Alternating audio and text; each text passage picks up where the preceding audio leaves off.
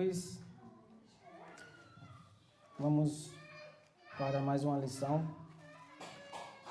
Nós vamos adiantar uma, pular uma, porque já estamos atrasados por conta dos cultos de Santa Ceia.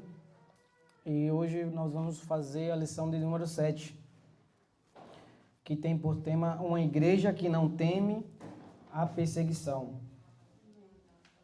Amém? Vamos ao Senhor em oração e pedir a Ele que mais uma vez Ele nos ilumine e nos faça aprender um pouco mais para caminharmos em direção à salvação. Em nome de Jesus. Senhor Deus e Pai, estamos aqui, Deus, com o coração sincero diante de Ti, pedindo, Pai, mais uma vez que o Senhor nesse momento venha iluminar a mente, o coração de cada um dos meus irmãos, o meu coração, a minha mente, para que juntamente possamos, ó Pai, aprendermos um pouco mais e caminharmos, ó Pai, rumo à salvação, caminhando no caminho santo, um caminho irrepreensível, um caminho onde, Deus, o Senhor nos faz cada vez mais proclamar o Teu reino, Pai, pregando, Deus, o evangelho de arrependimento a todas as nações. Nos ajude, fica conosco e nos abençoa, em nome de Jesus. Amém. Glória a Deus. Uma igreja que não teme a perseguição é o tema dessa lição. Uma igreja que não teme a perseguição. O texto áureo se encontra no livro de Atos, capítulo 5, no seu verso 29. Capítulo 5, verso de número 29. Diz assim o texto áureo: Porém, respondendo Pedro e os apóstolos, disseram: mais importa obedecer a Deus do que aos homens. Porém, respondendo Pedro e os apóstolos, disseram: mais importa obedecer a Deus do que aos homens. A verdade prática. Em relação à verdadeira igreja cristã, há duas verdades inegáveis. A igreja será perseguida e, número 2, Deus a protegerá. Glória a Deus. A leitura bíblica em classe, eu vou lendo aqui para a gente ganhar tempo, está na revista. Leitura bíblica em classe se encontra no mesmo capítulo, de número 5 de Atos, e vai do 25 ao 32. Do 25 ao 32. Atos, capítulo 5, dos versos 25 ao 32, e depois a gente vai pular para o capítulo 12 de Atos, do 1 ao 5. Diz assim, verso 25: E chegando anunciou-lhe, dizendo: Eis que os homens que encerrastes na prisão estão no templo e ensina ao povo. Então foi o capitão com os servidores e os trouxe, não com violência, porque temiam ser apedrejados pelo povo. E trazendo-os, os apresentaram ao conselho, e ao sumo sacerdote os interrogou, dizendo: Não vos admoestamos nós expressamente que não ensinasseis nesse nome? E eis que enchestes Jerusalém dessa vossa doutrina, e quereis lançar sobre nós o sangue desse homem. 29. Porém, respondendo Pedro e os apóstolos, disseram: mais importa obedecer a Deus do que aos homens. O Deus de nossos pais ressuscitou a Jesus, a qual vós matastes, suspendendo-o no madeiro. Deus com a sua destra o elevou a príncipe e salvador, para dar a Israel o arrependimento e remissão dos pecados. E nós somos testemunhas acerca dessas palavras, nós e também o Espírito Santo, que Deus deu àqueles que lhe obedecem. Glória a Deus. O Atos 12, do 1 ao 5, vai dizer: Por aquele mesmo tempo, o rei Herodes estendeu as mãos sobre alguns da igreja para os maltratar e matou a espada Tiago, irmão de João. E vendo que isso agradara aos judeus, continuou, mandando prender também a Pedro. E eram os dias dos asmos, e havendo-o prendido, o encerrou na prisão, entregando-o a 4 quaternos de soldados, para que o guardassem, querendo apresentá-lo ao povo depois da Páscoa. Pedro depois era guardado na prisão, mas a igreja fazia contínua oração por ele a Deus. Louvado seja Deus. Quando eu estava meditando sobre esse tema, eu fiquei refletindo um pouco sobre a perseguição, né? A perseguição da igreja primitiva e a perseguição da igreja contemporânea, atual. E eu gostaria de começar fazendo uma pergunta, provocando vocês a pensarem, a refletirem comigo, e já deixo aqui a pergunta para vocês: por quais razões a igreja atual sofre perseguição? Quais são as perseguições da igreja da atualidade? Algum exemplo? Calúnia. Em alguns lugares até matam. Oi? Em alguns lugares matam. Bate? No Oriente Médio, por exemplo, eles matam. Sim, matam, sim. Às vezes nós somos perseguidos até por outros ministérios, outras pessoas também. Guerra espiritual, né? Também. Por que eu trouxe essa pergunta inicial? Porque o que eu venho percebendo nos últimos tempos é que a igreja ela está muito próxima do pecado. A igreja contemporânea ela está muito próxima do pecado. Quando fala assim muito próximo do pecado, é que o pecado ele já está dentro da igreja. O pecado ele já está dentro das igrejas, de várias formas. E uma delas é justamente por conta da omissão do corpo de Cristo. A omissão do corpo de Cristo, dos irmãos, tem aproximado o pecado da igreja. E aí, quando a gente se omite, a gente procura... Como posso dar um exemplo aqui?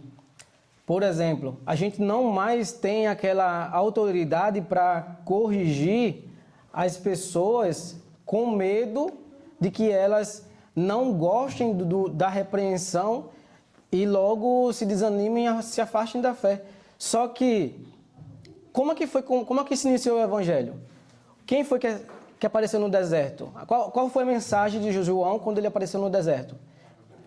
Arrependei-vos. Ele foi enfático ou ele foi calmo na forma de falar? Marcos 1, Mateus 3 e Lucas 3. Lucas 3, que esses são os livros sinóticos, eles falam do mesmo assunto. Só que Lucas 3 vai falar que essa pregação firme, fervorosa e combatente contra o mal gerou arrependimento, porque eles perguntaram: o que nós devemos fazer? Aí João falou: aquele que tiver 2 capas, fique com uma e dê uma para o seu irmão. Aí vinha o soldado perguntar: o que nós devemos fazer? Não aplique a lei acima daquilo que você aprendeu. Aplique somente daquilo que você foi instruído. Ou seja, não uso de excesso. Os impostos, não cobre além da conta. Então, a mensagem confrontou, gerou temor, arrependimento e fez com que eles abandonassem as velhas práticas. Só que hoje a igreja do Senhor Jesus tem se calado. A igreja contemporânea, ela tem se calado para não machucar, não ferir. Quando, na verdade, a intenção é justamente ferir para salvar. Não é ferir para matar, é para salvar, é para trazer vida. Né? E a gente precisa ter isso, voltar a esses princípios, porque esse eu vejo como é uma forma de perseguição hoje em dia, porque aqui no estudo a gente vai ver que tem a perseguição política, a religiosa, e eu agregaria essa terceira, a espiritual, no sentido de omissão. A igreja que não está mais convicta da fé. Porque quem tem convicção da fé, ele vai amar a santidade. Ele vai aborrecer. Tem uma música que eu estava escutando ontem, até a pastora estava ensaiando um pouco. Qual é aquela música? Esqueci aquela música que quando a gente ama, passa uma santidade, a gente não consegue mais voltar. Isso. Quem já pisou nos santos dos santos em outro lugar não sabe viver. Não consegue. Quando você desenvolve amor pela santidade, você não consegue, você passa a ter raiva. E quando você passa a ter raiva do pecado, e quando você vê alguém pecar, o que você faz? Você vai apontar, irmã, você está pecando. Saia disso. Você fala com autoridade, você não consegue olhar para a situação e ficar parado, calado. Mas umas coisas que eu quero trazer aqui, alguns pontos para a gente pensar, é que a gente precisa saber lidar, como lidar com essas situações, como aplicar essas correções. E uma das coisas que o Espírito Santo me falou profundamente, como que eu devo me comportar quando apontar o pecado com autoridade, é falar com autoridade com a Bíblia aberta. E fazendo a pessoa que está sendo confrontada ler a Bíblia, juntamente com você, para que ela perceba que não é você que está querendo ser melhor, ser mais santo. Não, é Deus que quer que a gente seja santo. Seja santo, porque eu sou santo, diz o Senhor. Então, a gente precisa ter essa consciência e resgatar esses valores, porque senão a igreja vai sentir e vai continuar em decadência. Eu vou ler aqui rapidamente a introdução para a gente já ir para alguns versículos. A introdução vai dizer assim: desde o seu início, a igreja enfrenta a oposição e perseguição por sua própria natureza. A fé cristã atrai sobre si a rejeição e a perseguição. Isso porque a fé cristã pode defender princípios exclusivos. Muitas vezes se choca com os valores seculares e mundanos. Foi assim no primeiro século e é assim ainda hoje. Contudo, devemos destacar que a igreja não está sozinha nem abandonada no mundo. Deus é o seu dono e, portanto, o seu protetor. Vemos ao longo da história da igreja que a igreja do Senhor agindo de formas diferentes para dar livramento e vitória ao seu povo. Assim, nesta lição, veremos como Deus faz isso, capacitando e empoderando o seu povo para viver no meio de um mundo hostil. E aí, os primeiros pontos que a gente vai tratar, que é da igreja perseguida, são sobre os perseguidores, as esferas da perseguição, e que mais? 1, 2. E a igreja enfrentará a oposição. Esse é o primeiro ponto que a gente vai tratar agora. Então, quando eu trouxe essa pergunta no começo, a gente tem que entender que a gente tem a oposição política. A gente vê muito no Brasil hoje a guerra que está lá no nosso país para a gente se manter, né, ali dentro das 4 linhas da lei, na questão da organização do país, do cumprimento da lei para todos de forma igual, sem ter nenhuma desarmonia, como é que está sendo difícil. Então nós enfrentamos essa guerra política, né, a religiosa, por conta dos religiosos, e por conta também, essa terceira que eu botei aqui, a questão da omissão da fé. A omissão a omissão em fazer a sã doutrina continuar firme e forte, continuando, seguindo o seu curso, sem que haja nenhum impedimento.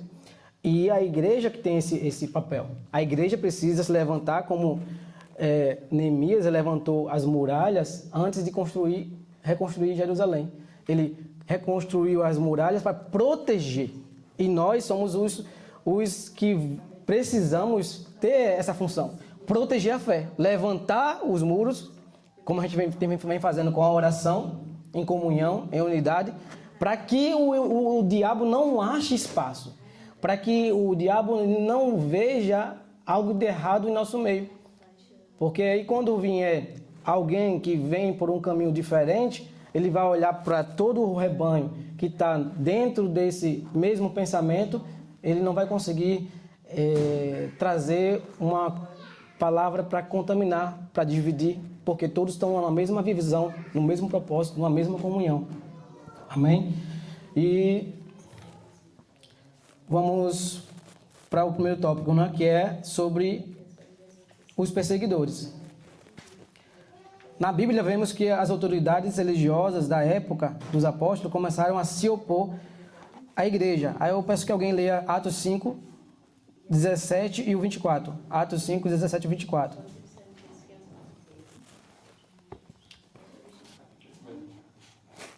Levantando-se, porém, o sumo sacerdote e todos os que estavam com ele, isto é, a seita dos saduceus, tomaram-se de inveja.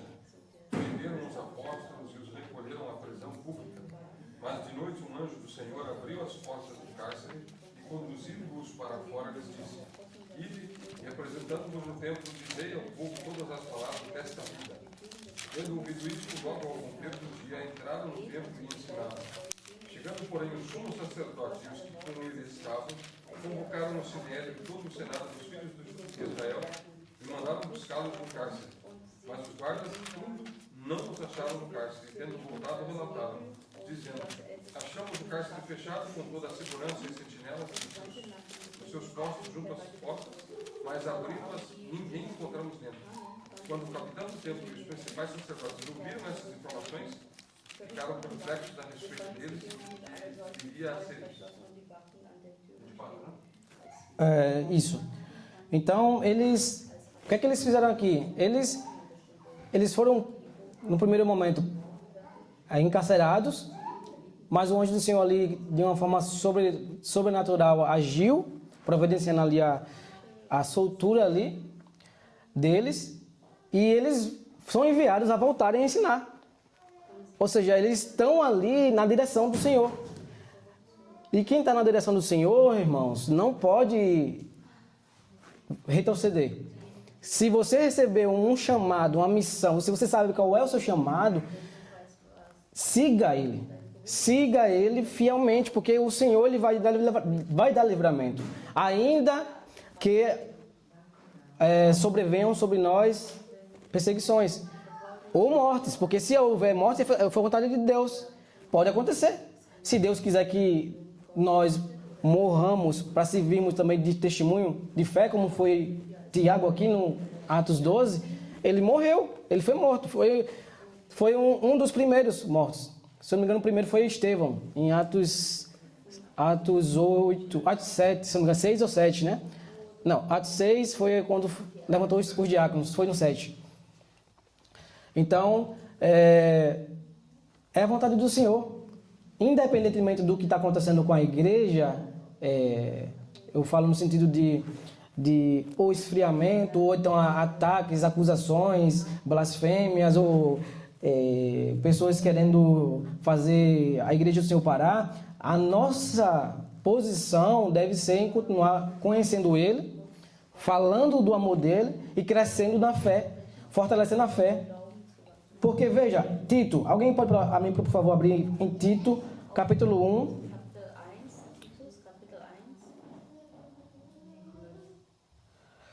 Verso 9. Quem puder ler, por favor? Leia, por favor.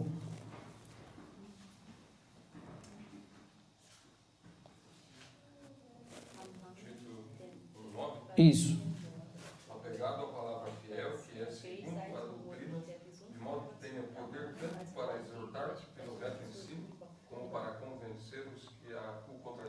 Isso. Porque quando a gente presencia alguém fazendo algo de errado, não é para nos calar. É o que eu falei no começo. A gente tem, às vezes, visto coisas que estão erradas e são coisas que para o Senhor são abomináveis e faz com que essas pessoas que estão praticando sejam pessoas abomináveis ao Senhor. A gente vê e a gente não fala, às vezes, muitas vezes com medo de magoar a pessoa, de afastar ela, de não perder ela para o Senhor. A gente está correndo um grande risco de perder ela para o diabo. É melhor você entregar a verdade, ainda que ela por algum tempo ela se recue e passe algum tempo sem vir para a igreja, mas fique a palavra refletindo no coração dela e ela seja restaurada no Senhor, do que você se omita, essa pessoa se perca e depois o Senhor cobre de você. Porque Deus te deu a palavra e você não está usando a palavra para corrigir. Porque foi o que o preso fez. Ele foi preso e eles foram questionados. Por que vocês... Qual o versículo aqui? De Atos. Os irmãos estão mais aí afinados. Vamos ver aqui. Porque vocês estão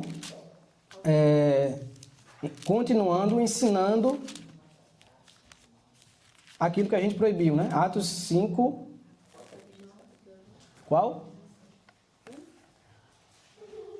Ok. Aqui, verso 28. 5, 28. Que lhes disse: demos ordens expressas a vocês para que não ensinasse neste nome. Todavia vocês encheram Jerusalém com a sua doutrina e nos querem tornar culpados do sangue desse homem. Então Pedro ele vai lá e replica, né? No versículo seguinte. E os outros apóstolos, Pedro e os outros apóstolos responderam: é preciso obedecer antes a Deus do que aos homens. Então eles se opuseram diante dos políticos, opositores políticos. Vamos colocar hoje assim, hoje os políticos do estado, né, local, e também das autoridades religiosas, porque muitos religiosos estão se envolvendo na política para os seus próprios deleites. Não estão querendo proclamar o nome do Senhor. Não estão querendo fazer o nome do Senhor ser reconhecido dentro do meio político. Muitos são fiéis, mas também muitos buscam apenas seus interesses. E Pedro aqui ele confronta. Conforme nós lemos aqui em Tito, é uma carta orientando em relação àqueles que estão seguindo caminhos errados dentro do corpo de Cristo. E aí Deus nos dá autoridade para repreendê-los. Sem medo nenhum, porque foi o que a gente leu aqui, foi o que o nosso irmão Francis leu, no verso 9. E apegue-se firmemente à mensagem fiel, da maneira pela qual foi ensinada, para que seja capaz de encorajar os outros pela sã doutrina, ou seja, encorajar os irmãos na doutrina saudável, no ensinamento saudável, e de refutar os que se opõem a ela.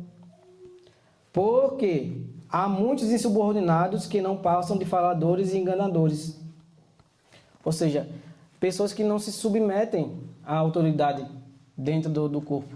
Eles não conseguem respeitar opiniões que estão sido colocadas diante deles com a Bíblia aberta, com os apontamentos dos ensinamentos de Deus para a nossa vida. Então a gente acaba hoje em dia trazendo as trevas para dentro da igreja, permitindo as trevas dentro da congregação. Isso está sendo um perigo. Isso, nós sabemos que o pentecostalismo ele entrou no Brasil na década de 1970 dos anos 1910 ao 1950. E o neopentecostalismo ele entrou no ano por volta de 1970, que a ênfase do neopentecostalismo era o materialismo, né, a conquistas pessoais, a confissão positiva.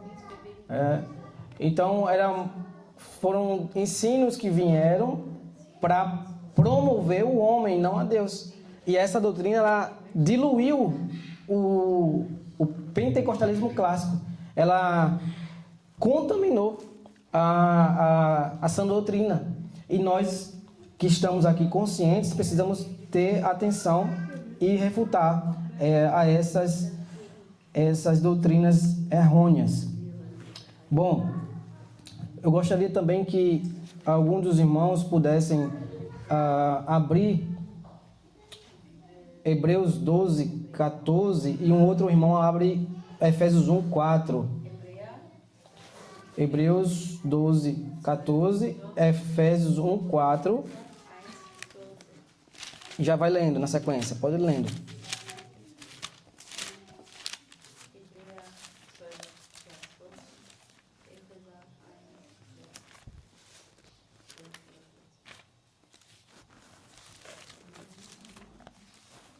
Pode ler. Isso. Seguir a paz com todos e a santificação, sem a qual ninguém verá o Senhor. O próximo. 1, 4.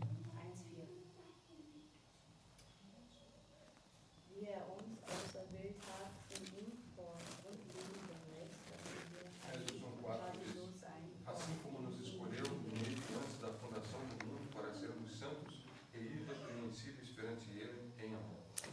E amor. Ou seja, antes da fundação do mundo, nós fomos escolhidos para santidade, para sermos santos. Hebreus 12, 14 fala, seguir a paz com todos. Só que muitos seguem, eles internalizam muito essa primeira parte. Seguir a paz com todos. E o próximo é o quê? E a santificação. Então, eu preciso seguir a paz com todos, mas também a santificação. Porque é através da santificação que nós veremos o Senhor. Porque sem ela, nós não temos como chegar ao Senhor. E isso precisa ser enfatizado. Nós temos que ter cuidado, irmãos, com as sutilezas do diabo nesses últimos dias. É sutil, é bem lento, é devagar. Ela entra de uma forma imperceptível, como foi a serpente lá no jardim. É a mesma coisa, o mesmo argumento, tranquilo. Quando você vai refutar alguma coisa, a pessoa vai dizer, não, eu não entendo dessa forma, eu acho que isso é muito radical. E aí a pessoa, você instrui, você fala, não é assim, aí a pessoa, tá bom, escuta, mas quando sai da sua vista, volta a fazer propositalmente o que você ensinou para não fazer, com a Bíblia aberta, expondo, porque elas entenderam que não era assim. E aí eu peço que alguns dos irmãos abram Colossenses 2, 8. Colossenses 2, 8. É sutil, irmãos. Colossenses 2, 8. E um outro abre em Gálatas 5, verso 7 ao 10. Do 7 ao 10. Gálatas capítulo 5, verso 7, 8, 9, 10. E Colossenses 2, 8. Eu vou ler aqui então. Diz assim, Colossenses 2, 8. Tenham cuidado para que ninguém os escravize a filosofias vãs e enganosas, que se fundamentam nas tradições humanas e nos princípios elementares desse mundo, e não em Cristo. Eu gostaria que alguém lesse em outra versão, porque fala da sutileza. Tem uma Isso. entrevista atualizada, diz assim, Colossenses 2:8. Cuidado que ninguém vos venha a enredar com sua filosofia e vãs sutilezas. Isso. Conforme a tradição dos homens, conforme os rudimentos do mundo e não segundo Cristo. Isso. Conforme o rudimento de quem? Conforme a tradição de quem? De Deus? Dos homens. Conforme a tradição dos homens. Ou seja, eu passo a definir o que é certo para mim e eu vivo a partir desse princípio. Então, se o irmão Felipe, ou o irmão Francis, ou a irmã Cíntia, ou alguém vier me confrontar, eu vou simplesmente dizer assim, eu não entendo dessa forma. Eu vou viver dessa forma que eu entendo que é certo. E aí, você acaba fazendo surgir um outro ensino, uma outra doutrina dentro do corpo. E o que é que tem que ser feito? É corrigir. A Bíblia vai dizer em Tito no que a gente leu há pouco, que a gente tem que fazer essa pessoa se calar se ela ousar falar publicamente para toda a igreja. Ela tem que ser silenciada, porque ela está afastando-se da fé, se apostatando da fé e fazendo com que os outros façam a mesma coisa. E aí a gente tem que tomar uma ação mais enérgica. Então, a gente precisa... Eu estou focando muito, irmãos, nisso aqui, porque eu creio que é um dos pontos mais perigosos hoje em dia. O maior ataque à igreja hoje é o pecado dentro dela. É o pecado que está agindo dentro dela. Estamos flertando com o pecado. Porque se eu estou presenciando o meu irmão pecar e eu não o instruo, não o exorto com as escrituras, mostrando que ele está errado e precisa mudar, imediatamente eu estou sendo omisso e estou aceitando que o pecado fique perto da gente. Pode falar. E... aquele que sabe fazer o bem, não faz pecado. Exatamente. Ou seja, você foi ensinado e você está rejeitando o ensino qual você recebeu de Deus, do Senhor, porque é do Senhor, não é dos homens. Foi o Senhor que inspirou. Se a gente é inspirado, é para passar adiante. Então, é como o irmão falou, a gente está pecando. Se eu estou vendo, e outra, irmãos, eu falo com muita segurança. Eu passei uma experiência esses dias, conversando com uma pessoa, que o Espírito Santo de Deus me usou para me falar com muita autoridade a respeito dessas coisas, do pecado. Porque veio trazendo assim informações como assim, se a gente tivesse que saber que a pessoa precisa, saber que aqueles mais fracos, aqueles que não têm tanta experiência, precisam amadurecer. Certo que precisa amadurecer. Mas como amadurece? Quando errar, ser corrigido e amadurecer, não errando mais. Não continuando errando para amadurecer. Isso foi o que eu entendi. Eu que deu para perceber. E eu falei com toda a autoridade, não podemos negociar com o pecado. Não podemos negociar. Se você veio para Cristo, você tem que ter o entendimento que a sua vida para o mundo acabou. Claro, como eu estava conversando ontem com a pastora, que vai estar com a gente hoje ministrando, a gente precisa preparar os irmãos que vão chegar, para que eles saibam qual é o caráter da igreja, qual é as características da igreja, no que a igreja acredita, os seus princípios, o que você vai ter que deixar para trás, o que você vai ter que abandonar, o que você vai ter que deixar por amor ao Cristo que você confessou e decidiu de agora em diante, a segui-lo. Então isso precisa ficar muito claro, para que quando o erro vier, a gente não tenha preocupação de apontá-lo. E a pessoa que vai receber o erro, ela tem consciência, não, eu fui avisado. Realmente, irmão, me perdoe, eu estou errado, pastor, eu estou errado, irmã Elisa, irmão Francis, eu preciso me consertar. E você traz para a comunhão, você traz para a santidade, você puxa para a santidade. Não ao contrário. Hoje em dia a gente está dando as mãos. Porque é isso que eu entendo, irmão Francis. Quando você está vendo uma situação de pecado na sua frente e você não combate, você está dando as mãos para ela. É aquela questão que você falou, está pecando juntamente com ela. Porque você está vendo e você não está falando. Nesse tema que você está trazendo aí, tem um texto aí que é Romanos, capítulo 1, aí, a partir do versículo 19, ele encaixa muito bem no que você está ensinando aí, né? Sobre inconsciente, né? Tem a pessoa fazendo, está consentindo também e aceitando o louvor. É só ver aí, é em Romanos capítulo, se você tiver tempo. Capítulo 1? Capítulo 1, a partir do versículo 29 até o 32. Então, está lá, você vai ver. Romanos. Pode ser do 28 adiante. Isso mesmo. Glória a Deus. E no 32 a gente fica bem explicado mesmo, que na verdade Romanos 1, a partir do 28, é? Do 28 até o 32. Além do mais, visto que desprezaram o conhecimento de Deus, ele os entregou a uma disposição mental reprovável para praticarem o que não deviam.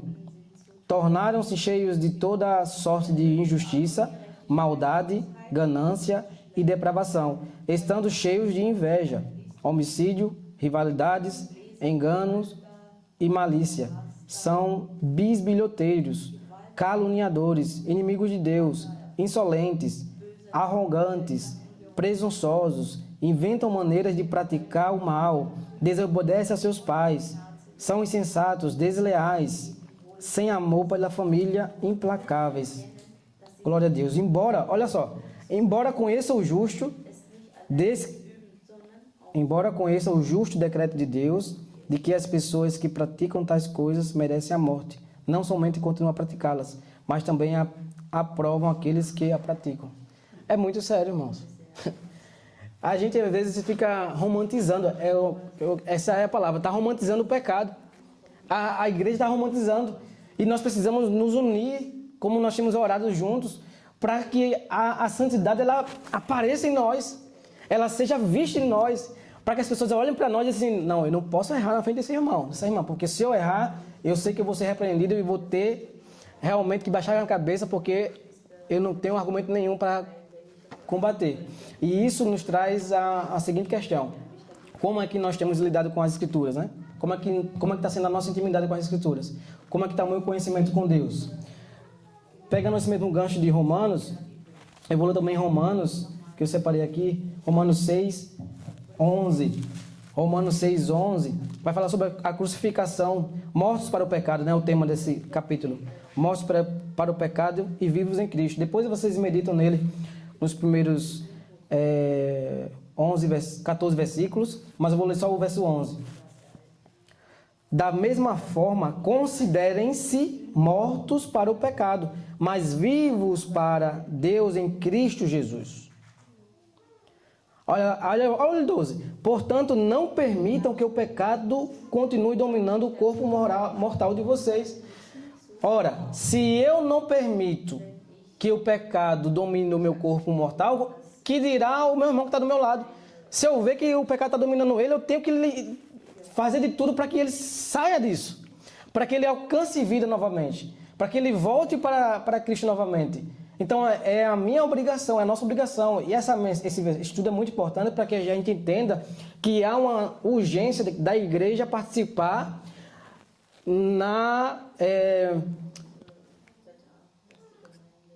no fortalecimento da fé dos irmãos, no avivamento, como é o tema de hoje. Como é que a igreja vai ser avivada se a gente não está lutando juntos pelo avivamento?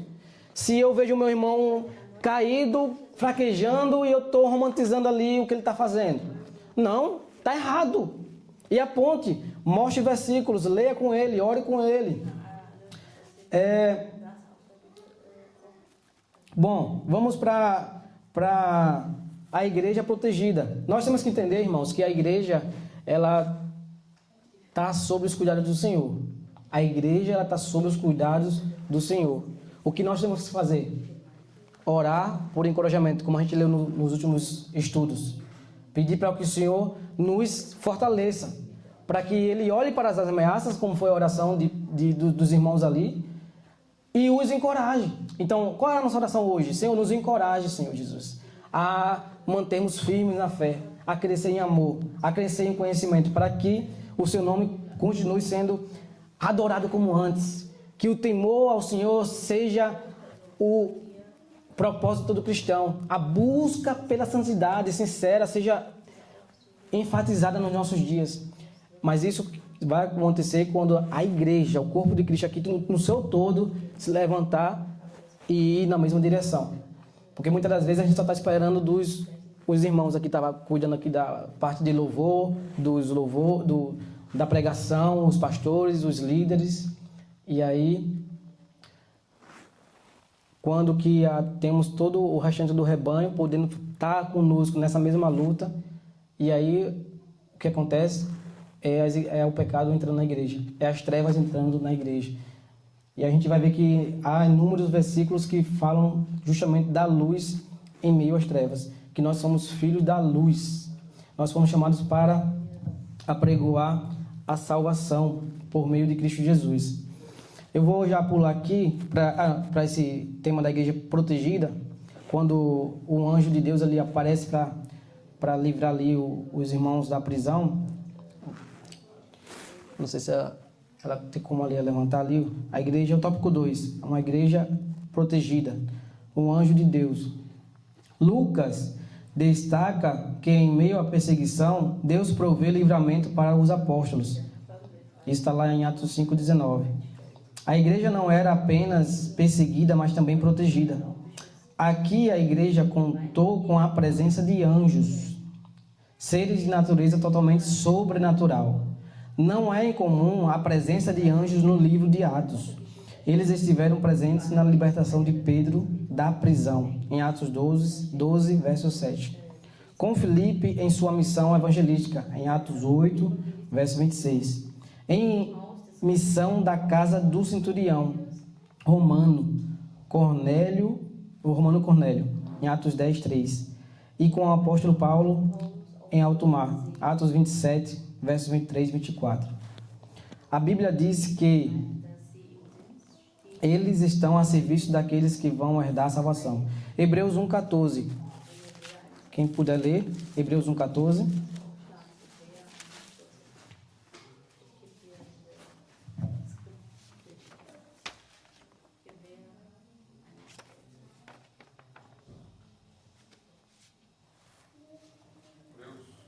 Hebreus 1,14.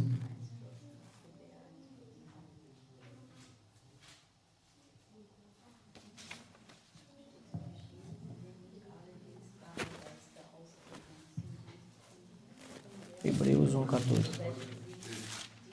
Não são todos eles espíritos ministradores enviados para serviço a favor dos que hão de herdar a salvação? Isso. Vou ler o 3 aqui para ficar mais claro, né? A explicação. A qual dos anjos Deus alguma vez disse: sente à minha direita, até que eu faça dos teus inimigos um estrado os teus pés. Os anjos não são todos eles espíritos ministradores enviados para servir aqueles que hão de herdar a salvação? Então, eles estão a serviço daqueles que estão em obediência, servindo ali, perseverando, buscando. O que eu gostaria de tratar aqui, nesse ponto, sobre a igreja protegida, é nosso comportamento mediante a situação de dificuldade. Eu quero trazer um outro exemplo que o Senhor me falou muito no meu coração, que está lá em Daniel 6.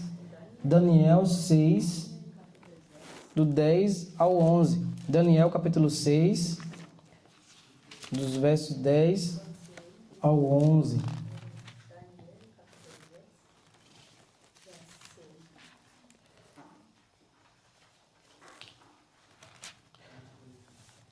O 11 diz assim: quando Daniel soube que o decreto tinha sido publicado, foi para casa, para o seu quarto, no andar de cima, cujas janelas davam para Jerusalém, e ali fez o que costumava fazer. 3 vezes por dia ele se ajoelhava e orava, agradecendo a Deus. Então aqueles homens foram investigar e encontraram Daniel orando, pedindo ajuda a Deus. Irmãos, eu estava meditando sobre esse ponto da lição. Quando a gente tem a certeza do auxílio do Senhor, a gente não liga para nenhum tipo de ameaça. Ainda que a nossa vida esteja ali correndo um grande perigo de morte, porque ali era um decreto, pelo medo dos persas, que a gente, estudando ali Daniel 6, você vai ver que a lei dos medos e dos persas não tinha como ser revogada. Por isso é que eles criaram essa estratégia, justamente colocando ali o temor a Daniel, a adoração única ali ao Deus único, em xeque. Porque ele, não, vamos colocar essa lei, porque ou ele para de adorar, ou ele morre. Ou ele para de seguir, ou ele morre. E o que eu acho fantástico, irmãos, aqui que me encoraja, porque se me encoraja, esse versículo aqui, irmão, se você ler com calma, versículo 10, e você não se encorajar, eu digo a você, não, a gente está morto na fé. Porque veja só, quando Daniel soube, olha, quando ele soube do decreto, que era assim, ó, ou para ou morre. Olha só, quando ele soube do decreto que tinha sido publicado, foi para casa, para o seu quarto e foi orar. É como dizer assim, eu não estou nem aí para decreto de homem. Eu não estou nem aí para obedecer. É o que o Pedro e os apóstolos falaram, né? Ali para os sacerdotes. Mais importa obedecer a Deus do que aos homens. E ele estava convicto da sua comunhão com Deus. Ele sabia o Deus que ele servia. E a gente muitas vezes se encontra numa situação contrária.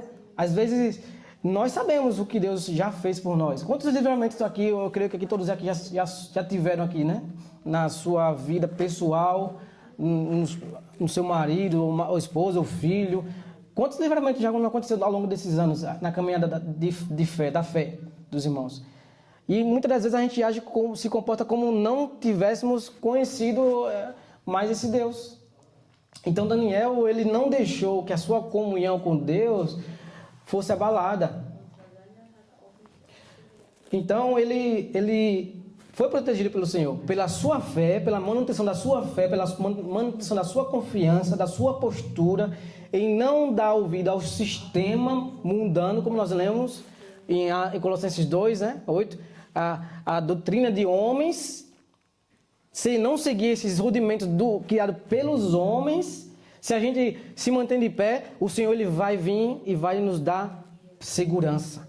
Ele vai mostrar, ele está dizendo aqui, irmão, para nós que ele vai mostrar quem é a igreja verdadeira, quem é os irmãos sinceros, qual é a doutrina sincera. Se a gente ficar na condição de servo fiel do lado da sã doutrina, o Senhor vai mostrar, essa aqui é a sã doutrina. Esse povo aqui está defendendo a sã doutrina. Eu não estou falando aqui especificamente da Bom Pastor, não, tá? Eu estou falando de forma geral. Seja qual for a igreja, se os irmãos estiverem firmes, fiel ao que aprendeu do Senhor, o Senhor ele vai vir e vai dizer assim, não, fica aqui. Fique com esse povo, porque eles estão comigo. Eles estão buscando a santidade. Eles estão buscando fazer o que é agradável ao Senhor. Amém? O ponto 2 vai falar sobre a intercessão da igreja.